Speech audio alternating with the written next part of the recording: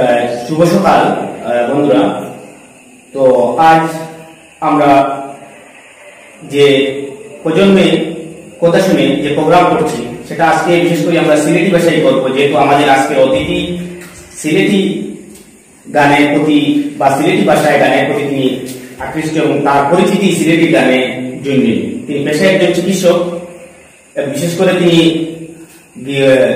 গীতিকবি doctor Zahirul ইসলামের পরিচয় আপনারা বিশেষ করে ওনাকে চক্ষু চিকিৎসক হিসাবে পরিচয় থেকে ওনাকে আপনারা বিশেষ করে জানেন যে অচিনপুরী হিসাবে, কারণ তার গানের জন্য তিনি আমাদের কাছে পরিচিত। তিনি পুরো বিশ্বে সিলেটি ভাষাভাষীদের কাছে খুবই জনপ্রিয় এবং তার লেখা গানগুলো সবার কাছে জনপ্রিয় হচ্ছে। তাই উনি আজ আমাদের সঙ্গে থাকবেন, ওনার সঙ্গে আমরা কথা বলবো বিভিন্ন তার মরমী সঙ্গীত নিয়ে বা তার জীবনী নিয়ে, তার জীবন কিরকম কেটেছে সেই বিষয় নিয়ে আমরা কথা বলবো।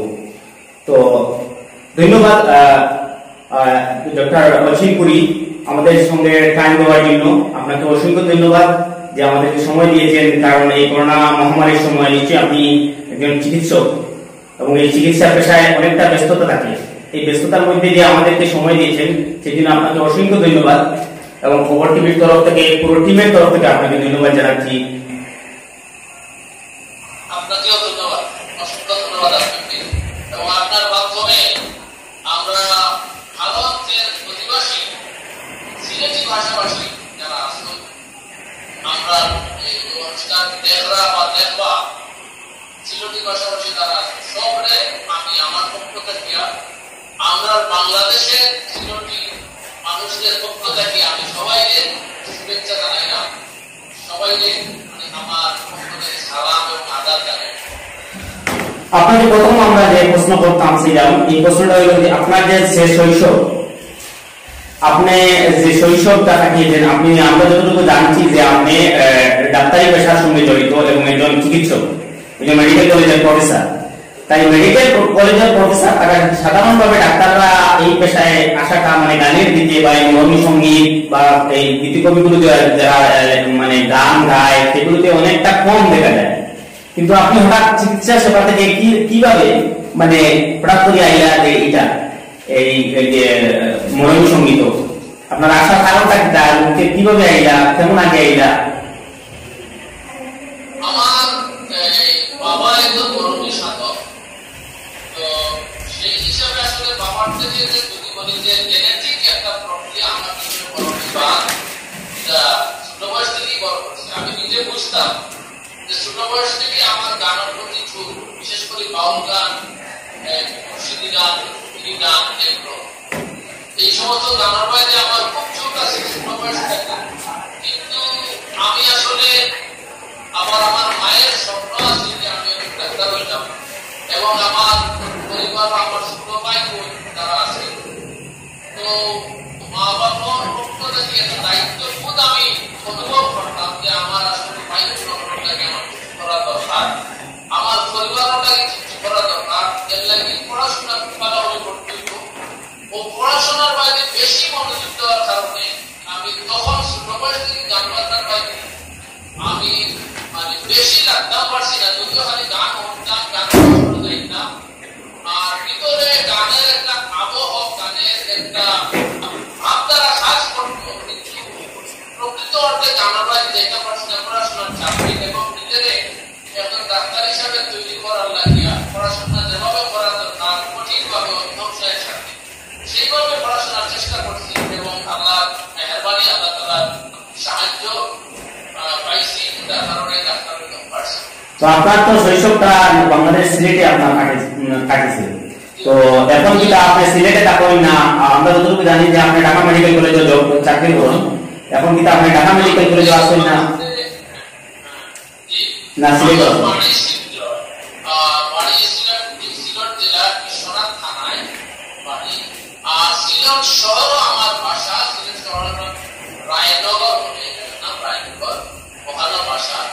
তো আমি আসলে 1995 সালে আমি ঢাকা আইছিলাম, মানে চক্ষু বিষয়ে উচ্চতর পড়াশোনার জন্য আইছি ঢাকা। আমার পরে আমি চক্ষু বিষয়ে উচ্চতর যে এমএস ডিগ্রি এটা আমি অর্জন করছি পাশাপাশি বাংলাদেশ সিভিল সার্ভিসের অধীনে পরীক্ষা দিয়া সরকারি চাকরি তো আমি ঢুকছি বিসিএস দিয়া। ফলে আমি এখন যে আমার চাকরির সুবাদে আমি ঢাকা কাম করি জাতীয় চক্ষু বিজ্ঞান হাসপাতাল, আমাদের যে বাংলাদেশের চক্ষু সেবা সবচেয়ে শীর্ষ প্রতিষ্ঠান জাতীয় চক্ষু বিজ্ঞান ইনস্টিটিউট ও হাসপাতাল, এইখানে আমি সহকারী অধ্যাপক হিসেবে আমি কাজ করলাম। তো কর্মসূত্রে আমার টাকা লাগে, আর আমার একটা ব্যবসায়িক এবং যদি বলে যে এলাকার মানুষের প্রতি সেবা, সেই হিসাবে আমি সপ্তাহে 2 দিন বৃহস্পতিবার এবং শুক্রবার আমি সিলট আমার একটা চক্ষু সেবা কেন্দ্র আছে, আমি ওখানে চক্ষু সেবা মানে আপনার ওই পেশার সাথে সাথে আপনার সেবামূলক কাজ করে যাচ্ছেন এবং সেই সঙ্গে আপনি লেখালেখি, তারপরে আপনার গান, রবি সঙ্গীত সবকিছু নিয়ে মানে মোটামুটি একটা মানে বাউল জীবন যেটাকে বলে সেই দিকে মানে আমি আসলে জীবনটাকে যেভাবে বুঝি, আমি জীবনটাকে যেভাবে বুঝি সেইভাবে আমি জীবনটাকে উপভোগ করার চেষ্টা, যেভাবে বুঝি। আমি যেটা বলছি জীবনটা কি, যে আল্লাহ পাক এই জীবনে পাঠাইছেন আমাদেরকে, পাঠাইছেন এখানে যতটুকু পারা যায় নিজের উপকার করা আর মানুষের উপকার করা। নিজের উপকার কিনা যে নিজের যাতে একটু সচ্ছলভাবে থাকতে পারবে, আর নিজের মনের যে তৃপ্তি যে সামগ্রিক এই খামটা তৃপ্তির সাথে করতে পারবে, এটা একটা জিনিস। পাশাপাশি আপনি মানুষের লাগে, মানুষের কল্যাণে খাম। আচ্ছা, আপনার লেখালেখি যেটা আপনার তো সবার পরিচয় ছিল মানে সঙ্গীতের আগে আপনার পরিচয় ছিল সবচেয়ে লেখালেখির বিষয়ে। তো আপনার লেখালেখি বিষয়টা কেমন আগে আসলে আপনি লেখক হিসাবে কেমন আগে লেখার সাথে জড়িত হয়েছিলেন? আমি বয়স থেকে কবিতাতে আমি প্রথম লেখালেখি শুরু করি ক্লাস 10 বা 9 থাকা অবস্থায় আমি কবিতা লিখি, সন্দেহ কবিতা লিখি। আর তারপরে ইন্টারমিডিয়েটে উঠিয়া আমি কবিতা, গল্প এগুলা লেখা শুরু করি। আমি এইচএসসি যখন পড়ি এফসি কলেজ, তখন আমি একটা দেওয়াল পত্রিকা বাইর করতাম, 3 মাস অন্তর দেওয়াল পত্রিকা বাইর করতাম। কবিতা, ছড়া, তারপর গল্প, বন্ধু বান্ধবের কাছে বিভিন্ন কাছে নিয়ে নিজে লিখে আমি দেওয়াল পত্রিকা বাইর করতাম। আমি দেওয়াল পত্রিকার নাম ছিল উল্লাস। 2 বছর আমি এফসি কলেজে পড়ছি, পড়ার সময় আমি এগুলো করতাম। পাশাপাশি আমি বিভিন্ন কবিতার আসলে নিজের কবিতাগুলা, স্বরচিত কবিতাগুলা তৈরি করতাম, এগুলা বিভিন্ন কবিতার আসরে যাইতাম এবং কবিতা করতাম। কবিতা লেখার অভ্যাস ছিল, আর বেশি ছিল গল্প আর নাটক, মানে নাটক সিনেমা দেখা এবং দেখিতে নিজে নাটকের স্ক্রিপ্ট লেখাইতে একটা অভ্যাস ছিল, নাটকের স্ক্রিপ্ট। এবং মেডিকেলে যখন উঠলাম, আমি মেডিকেল 2 বছর আমি তখন নাটকের সংগঠনের সাথে যুক্ত আসলাম। নাটকের সংগঠনের সাথে যুক্ত আসলাম। আমার একটা নাটক মঞ্চস্থ হওয়ার দিয়েছিল, মানে ট্রায়াল হয়েছিল অনেকদিন মঞ্চস্থ হবে আমার লেখা নাটক। পরবর্তীতে আমি আসলে ট্রাক বদলাই ফেলি এবং মেডিকেলের লেখাপড়ার প্রতি এত ছুটে যাই যে আমি ওই ট্রাক থেকে বিচ্যুত হয়ে যাই। আচ্ছা, এবার আপনাকে মানে পারিবারিক 2-4টা আমরা কোশ্চেন করবো, যেহেতু আপনাকে অনেক ইন্টারভিউতে দেখেছি বাংলাদেশের এনটিভি থেকে শুরু করে মাছরাঙ্গা টিভি থেকে শুরু করে সব ন্যাশনাল লেভেল বাংলাদেশের যে চ্যানেলগুলো, যেহেতু আপনি বাংলাদেশেরই একজন চিকিৎসক, তো সেই চ্যানেলগুলোতে আপনার যেগুলো আমরা ইন্টারভিউ দেখেছি, তো সেই ইন্টারভিউতে আপনি বলেছেন যে আপনার সবকিছুর পিছনে আপনার মারই অবদান সবচেয়ে বেশি, কারণ আপনি দারিদ্রতার মধ্যে দিয়ে আপনার বড় হওয়া, সেই দারিদ্রতার মধ্যে একজন বড় ভাই হিসাবে ছোট ভাই বোনদেরকে পড়াশোনা করানো এবং বড় ভাই ছোট ভাই বোনদেরকে এস্টাবলিশ করে একটা ভালো জায়গায় নিয়ে পৌঁছানো, সেই মা কি এখনো জীবিত আছেন আপনার? বাবা আছেন। তো আপনার আজকের যে মানে যে আপনার যে আজকের যে পজিশনে আপনি আছেন, আপনার একজন চিকিৎসক থেকে কিন্তু আপনি একজন গায়ক হিসাবে কিন্তু সবচেয়ে পরিচিতি, আপনার পরিচিতি কিন্তু একজন বেশিরভাগ গায়ক হিসাবে। তো আজকের যে আপনার সাফল্য, কিন্তু আমরা বাংলাদেশের অনেক চিকিৎসক আছেন, আমরা হয়তো কেউ চিনি না, কিন্তু আপনাকে একজন চিকিৎসক হিসাবে চিনি শুধু আপনি সিলেটের মন জয় করে নিয়েছেন একজন গায়ক হিসাবে। কারণ ভারতবর্ষের যত সিলেটি ভাষাভাষী মানুষ আছে পুরো ভারতবর্ষে জুড়ে প্রায় 40 লক্ষের কাছাকাছি সিলেটি ভাষাভাষী মানুষ আছে।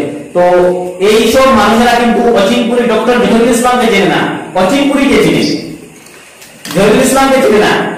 এই যে ছোট চিকিৎসককে চেনে না, ওরা কিন্তু আপনাকে একজন বাউল সঙ্গীত বা সিলেটি ভাষাভাষীর সঙ্গীত গান হিসাবে অচিনপুরি হিসাবে চিনে, কেউ জহিরুল ইসলাম বললে কেউ চিনবে না।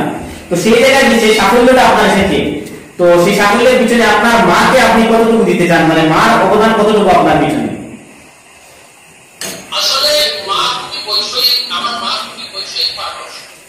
উনি চাই যে আমরা আসলে পালামুড়ি চাকরি করি, পালামুড়ি মেডিকেল প্র্যাকটিসটা উনি যেন জীবনটা সুখের হয়, শান্তি হয়। আর আমরা যদি ওই যে বাউল যে ভাবধারা এটার ভিতরে বেশি পড়ে যায়, তাহলে হয়তো বৈষয়িক ভাবে আমরা ক্ষতিগ্রস্ত হব। এই জন্য মা কত বেশি বাউল ভাবধারায় মা এটা বেশি পছন্দ করেন না, আবার নাও করতে পারেন না, কারণ উনি তো আমার বাবার সাথে জীবন কাটাইছে। আমার বাবাও তো একদম মরমী মানুষ, মানে মরমী বলতে ওনার জীবন প্রথম স্বামী, তারপর আবার ছেলে, বলে মানে খুব বেশি উৎসাহ দেন না, আবার অপছন্দও করেন না। আচ্ছা আচ্ছা। তো এবার আমরা এতক্ষণ আপনার পরিবার এবং নিজের পার্সোনাল জীবন নিয়ে আমরা কোয়েশ্চেন করেছিলাম, বিভিন্ন বিষয় নিয়ে আপনার কাছে জানলাম। এবার আপনার সঙ্গীত নিয়ে আমরা কথা বলবো। আমরা আপনার যতটা গান এখানে আমাদের ভারতবর্ষে প্রচার হয়েছিল, বিভিন্ন চ্যানেল টেলিকাস্ট ব্রডকাস্ট করেছিল আপনার গানগুলো, যেমন আপনার ওই একটা ছিল সাকারাকা একটা গান ছিল, তারপরে একটা গান ছিল আপনার ওই মুখবন্ধনীটা বিপুল জনপ্রিয় হয়েছিল। অনেক প্রশাসন এটাকে মানে দেখিয়েছিল যে মানে এটা একটা ইন্সপিরেশন বলতে গেলে, মানুষকে মানে জাগ্রত করা, সেই জাগ্রত করা একটা গান ছিল যেটা সিলেটি ভাষাভাষী সুপরিচিত এবং খুব পরিচয় হয়েছিল। এই গানটা জনপ্রিয় হয়েছিল এবং সেই সাথে আপনারও জনপ্রিয়তা এনে দিয়েছিল ভারতবর্ষের সিলেটি ভাষাভাষীর জন্য। সেই গানটা আমরা এবার শুনতে চাইবো, আমাদের ভিউয়ার্সরাও দেখতে চাই, শুনতে চাইবেন আপনার এই গানটা। আচ্ছা আচ্ছা, ঠিক আছে, আমি চেষ্টা করতেছি।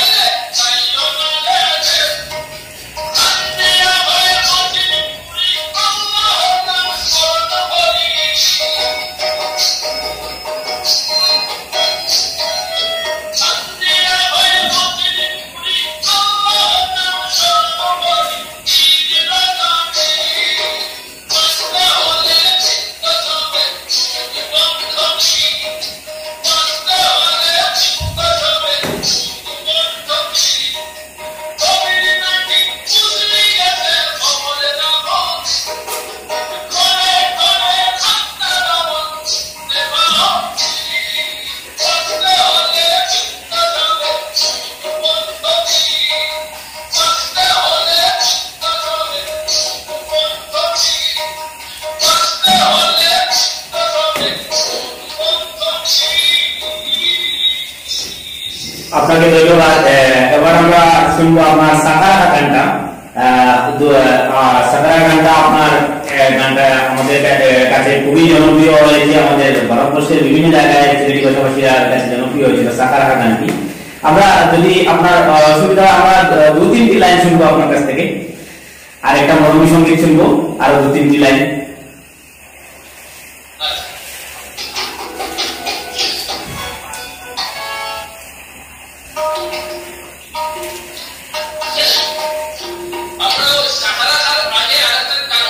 জি, মরমী সঙ্গীতটা শুনবো আমরা।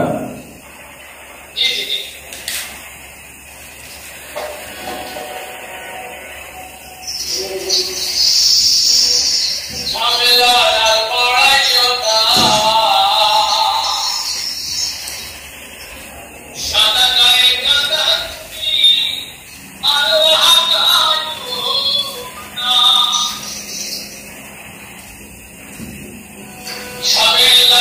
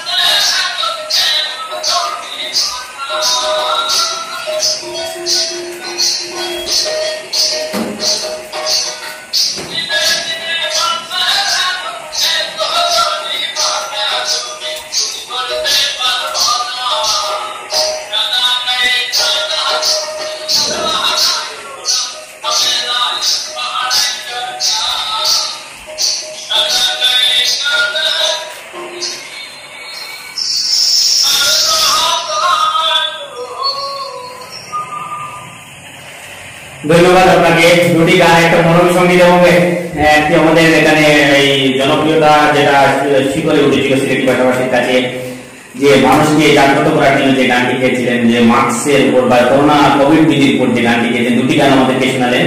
এবার আমরা সাকারাকার গানের একটা অংশ আমরা শুনবো আপনার কাছ থেকে, তারপর আমরা বিদায় নেব। এই গানটা আমরা আমাদের ভিউয়ার্সরা অনেকেই প্রশ্ন করতে যে সাকারাকার গানটা শুনতেন, মানে খুব আমরা চাচ্ছি গানের একটা অংশ আমরা শুনতে চাইবো। আপনার গানটা যেহেতু অনেকটা জনপ্রিয়তা পেয়েছে আমাদের গানে।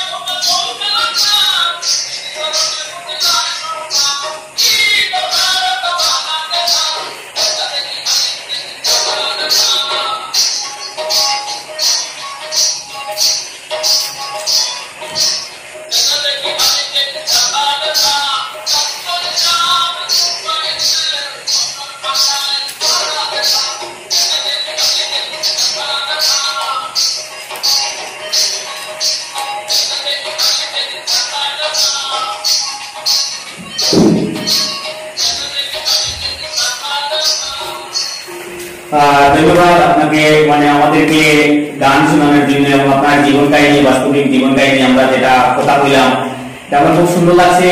এবং আপনার গানগুলো শুনলাম, আমরা ভিউয়ার্সরাও শুনছে, মানে সবাই মানে শুনছে। এবং আপনাকে অনেক ধন্যবাদ যে আমরা সময় দেওয়ার লাগিয়া। আর সময় স্বল্পতার কারণে আমরা এখন বিদায় নিয়ে আমরা আরো গান শুনলাম মানে আপনার কাছ থেকে। আমরা খুব বেশি আগ্রহ আপনার গান শোনার, আপনার ধন্যবাদ জানাই। আর আগামীতে আমাদের স্টুডিওতে আবারও আমরা আমন্ত্রণ জানাইব এবং আপনার আমরা স্টুডিও আমরা আমন্ত্রণে আশা রাখি আমরা সারা দিবা আমরা আমন্ত্রণ দিয়ে আমরা আমন্ত্রণে আমাদের স্টুডিও সারা দিবা এবং স্টুডিওতে আইবা এই আশা রাখিয়া আমরা বিদায় নিয়ে আপনারা আপনার থেকে বিদায় নিয়ে এবং আপনার আমরা খবর টিভির তরফ থেকে আপনার অসংখ্য ধন্যবাদ জানিয়ে